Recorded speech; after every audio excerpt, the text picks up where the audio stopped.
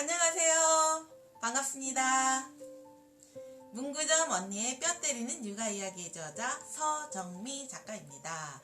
어제는 꿈에 대해서 제가 읽어드렸는데 어떻게 아이들하고 꿈에 대해서 얘기를 나눠보셨나요? 혹시 아직도 아이들이 꿈에 대해서 대화를 안 해보셨다면 한 번쯤은 물어보세요. 그러면 아이들이 요즘은 어떤 생각을 하고 있다는 것을 알게 되실 겁니다.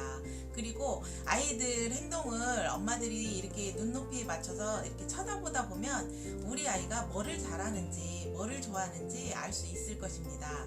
그랬을 때 내가 우리 아이들한테 뭔가 시키고 싶다라면 이왕 아이들이 잘할 수 있는 일 그리고 좋아하는 일을 많은 경험을 할 수 있도록 도와주신다라면 진짜 그게 나중에 큰 꿈이 될 수도 있어요. 그리고 아이들이 뭘 잘하는지 못하는지 모르잖아요. 그때는 여러 가지 경험을 시켜보면 내가 몰랐던 부분을 우리 아이가 참 잘하고 있구나 라는 것이 보입니다. 그래서 그런 부분을 찾아서 많은 경험을 할 수 있도록 도와주는 게 엄마들의 역할이기도 하고 아이들도 그러다 보면 서로 대화를 많이 할 수 있는 기회가 돼서 좋은 시간이 되지 않을까라고 생각을 합니다. 그리고 오늘은 아이들이 이렇게 호기심이 많잖아요. 그래서 우리 아이들이 호기심이 많을 때에는 양면성이 있어요. 애들이 이제 호기심이 많아서 막 관심이 많고 질문이 많은 아이들이 있는가 하면 그렇지 않고 집에서 혼자 책을 읽으면서 혼자 호기심에 대한 부분을 푸는 아이들도 있고 그래서 내적으로 푸는 아이들이 있고 외적으로 푸는 아이들이 있거든요. 그래서 우리 아이의 성향은 어떤지 이렇게 항상 눈여겨보시면 엄마들이 잘 알 수 있지 않을까 그런 생각을 합니다. 그리고 제가 오늘 그래서 호기심에 대한 부분에 대해 쓴 거를 읽어드리겠습니다. 받고 싶으면 어떻게 해요? 내가 먼저 사랑을 주면 돼요. 그죠? 내가 먼저 줬을 때 그 사랑이 배가 되고 몇 배가 돼서 돌아온다고 저는 생각을 합니다. 그래서 저희 아이들이 사랑이 많기를 바란다면 많이 먼저 주세요. 그러면 아이들은 나의 거울과도 똑같아서 어느 순간 내가 했던 행동들을 따라하고 있다는 것을 알게 되실 겁니다. 산만한 아이들은 호기심이 많다.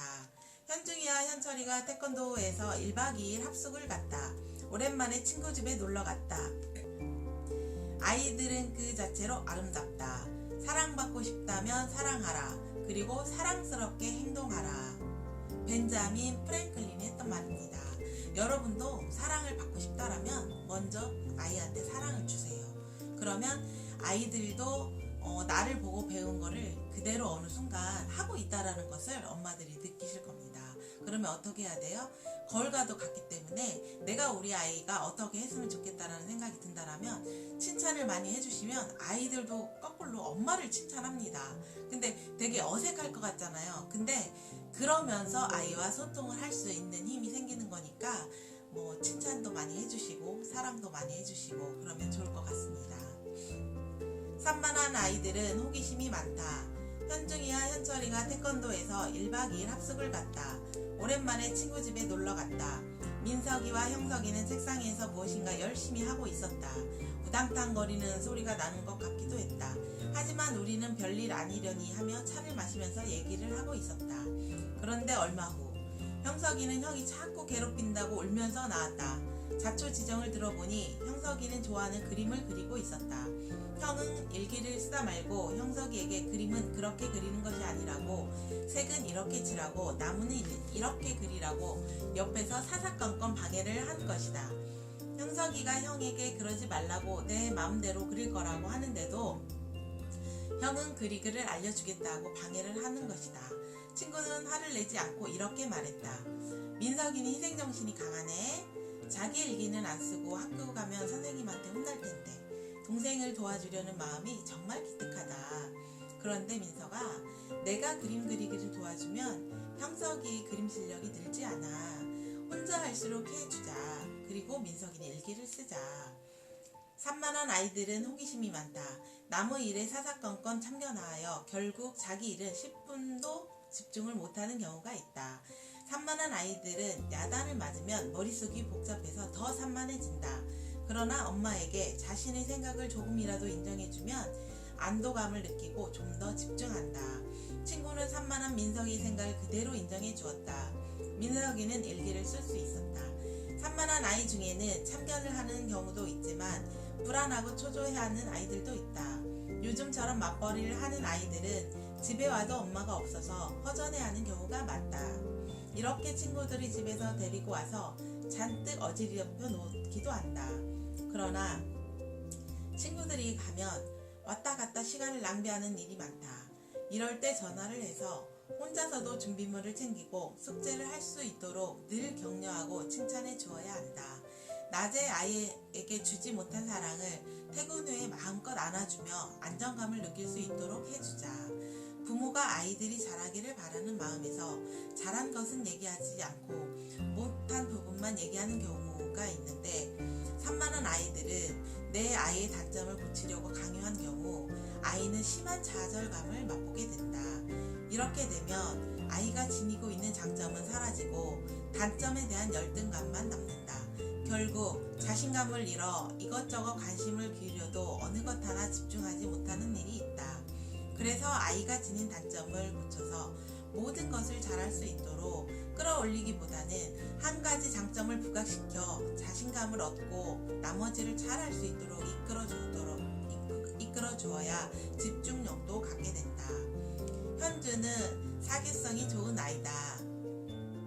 하지만 현주는 혼자 스스로 하는 것을 두려워한다. 그래서 엄마가 뭘 어떻게 해야 하는지 잘 모르겠다고 한다. 공부를 할 때도 집중하지 못하면 10분도 안 돼서 딴짓을 한다. 다른 사람들 얘기에 귀 기울이고 있다가 끼어들어 같이 얘기하는 경우도 다반사다.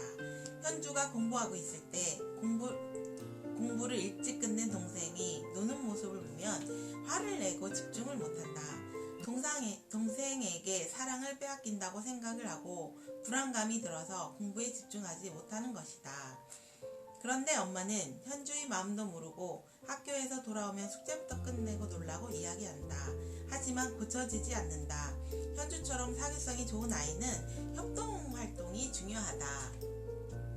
사교적인 아이들은 혼자 공부하는 것만큼 힘든 일이 없다. 그래서 집에서 공부할 때 엄마도 책을 읽고 동생은 그림 그리기를 시키면 좋다. 사교적인 아이들은 함께하는 것에서 에너지를 얻는다. 그래서 친구랑 같이 공부하도록 하는 것도 좋은 방법이다. 학교 다닐 때 선생님은 나에게 심부름을 잘 시켰다. 그럴 때마다 기분이 좋았다. 화요일 사교시가 끝나면 나는 농협에 다녀왔다. 지금은 저축을 따로 학교에서 받지 않지만 예전에는 학교에서 단체로 화요일날 용돈을 가지고 와서 돈을 입금하기 위해서 농협에 가서 통장에 일일이 찍어야 했다. 나는 그런 심부름을 할 때면 선생님이 나를 믿어주고 중요한 일을 맡긴다고 생각해서 더 잘하려고 노력했다. 같은 반 친구들도 부러워했다.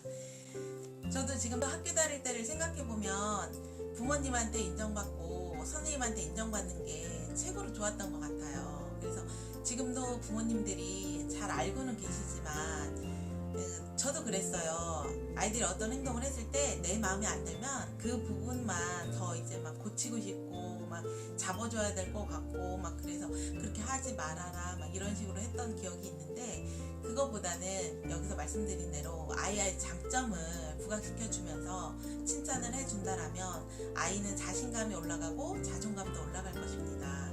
그래서 오늘은 호기심이 많은 아이들은 우리가 볼 때 주위가 산만하다고 느낄 수도 있지만 아이의 그런 성향을 잘 파악하신다라면 옆에서 어떻게 도와줄 수 있는지, 그리고 같이 도와주다 보면 효과가 나잖아요. 혼자 공부하기 싫어하는데 막 혼자 하라고 하고 동생은 한쪽에서 놀고 엄마도 뭐 다른 거 하고 막 이러면 많이 힘들 수도 있으니까 아이가 습관이 잡히고 뭔가 집중할 수 있도록 시간을 공을 들여야 되니까 습관을 들여주기 위해서는 옆에서 좀 도움을 주는 방법이 있기 때문에 직장을 다니셔서 바쁘시더라도 저녁 때 왔을 때만이라도 진짜 집중할 수 있도록 30분의 의자에 앉아 있어도 소용없어요. 차라리 10분을 해도 집중해서 하면 그게 내 것이 되잖아요.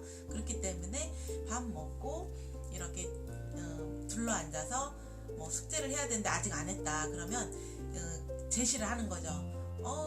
우리 현중이 숙제를 해, 우리 현중이는 숙제를 하자. 그럼 현철이도 옆에서 이제 종이하고 뭐 펜을 놓고 그림을 그리도록 하고, 엄마는 책을 읽을 테니까 우리 아들이 숙제를 끝날 때까지 엄마도 옆에서 같이 책 읽을 테니까 숙제 끝나고 같이 놀자, 뭐 이런 식으로 자꾸 분위기를 만들어 주어야지 아이들도 집중해서 빨리 끝내고 놀 수가 있기 때문에, 딴짓하면서 시간 끌면서 막 30분씩 1시간씩 의자에 앉아 있으면서 하는 것도 아니고 안 하는 것도 아니고 그러는 것보다는 진짜 분위기를 딱 만들어서 최대 효과를 낼 수 있도록 그렇게 해준다면, 같은 시간이더라도 꼭 해야 되는 일을 하면서도 재밌게 지낼 수 있을 것이라고 생각합니다.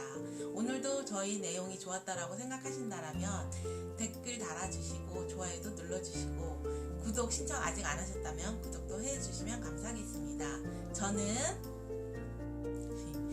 문구점 언니의 뼈 때리는 육아 이야기의 저자 서정미 작가였습니다. 감사합니다.